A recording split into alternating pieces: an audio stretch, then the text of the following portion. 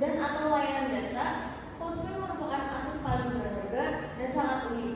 Di mana dengan memahami perilaku konsumen, maka para pelaku bisnis akan mampu memberikan kuasa pada konsumennya.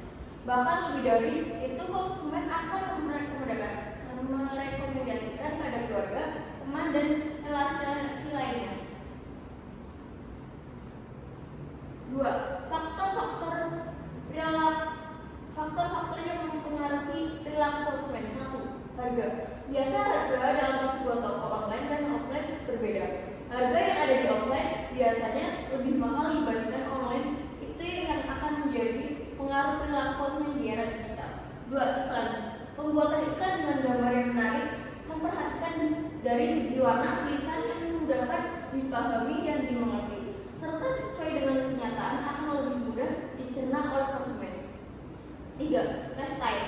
Para pelaku bisnis tradisional harus memperhatikan lifestyle masyarakat untuk menarik minat pembeli pada tempat usahanya. Setiap pembisnis tradisional harus memiliki ide lebih dalam membuat sebuah modal karena konsumen masyarakat saat ini memiliki gaya belanja baru yang melalui internet. 4. Lokasi. Lokasi juga dapat mempengaruhi perilaku konsumen di era digital ini. Masih banyak konsumen yang melakukan pembelian melalui internet pada era ekonomi digital ini, namun masih banyak konsumen yang tetap menyukai kegiatan belanja secara langsung dengan mendatangi lokasi. Peran perusahaan dapat mengidentifikasikan peluang pasar yang ada di era digital. 1. Peran perusahaan dalam mengidentifikasi peluang pasar di era digital. Ini harus bisa memahami tren teknologi terkini, perubahan perilaku konsumen, dan memperkembang pasar untuk mengenali peluang baru. Dengan memahami yang baik tentang perubahan tersebut, manajemen perubahan dapat membantu untuk memanfaatkan peluang-peluang perubahan digital saat ini. 2. Strategi untuk memilih dan menempatkan peluang pasar. 1. Teknik matrik faktor internal dan eksternal yang dilakukan dengan analisis dan evaluasi untuk mengetahui kelemahan dan kekuatan serta mengkaji peluang dan hambatan yang dihadapi. 2. Teknik matrik profil kompetitif dilakukan dengan identifikasi faktor kekuatan yang kelemahan organisasi non-profit sejenis agar adaptasi strateginya.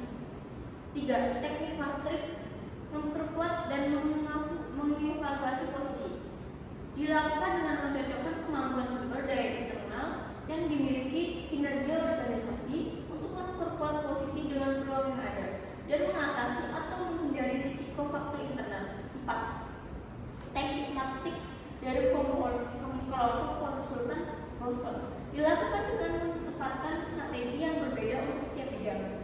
5. Teknik matrik strategi induk atau utama yang dilakukan dengan menetapkan posisi yang kompetitif diukur dari tingkat keberhasilan maksimum yang dicapai. Strategi yang efektif untuk melakukan pemasaran pada era digital. Cara untuk melakukan pemasaran secara efektif antara lain: 1. Penggunaan media sosial. 2. Memanfaatkan digital marketing. 3. Memanfaatkan teknologi digital. 4. Analisis tren teknologi. 5. Pemahaman konsumen. 6. Mengikuti kompetitor. 7. Inovasi produk dan layanan. 8. Analisis data. 9. Kolaborasi di kementerian. 9. Fleksibilitas dan responsivitas. 10. Faktor dan pengalaman. 11. Pengguna. Dampak positif dan negatif dari perkembangan di era digital. Dampak positif. Teknologi telah membawa banyak dampak positif yang signifikan seperti di era digital saat ini, terutama pada bidang perekonomian, yaitu pada mempermudah penyediaan berbagai layanan yang dapat meningkatkan perekonomian melalui keberadaan bank yang mendukung penuh teknologi modern sebagai sarana transaksi ekonomi tunai. 3.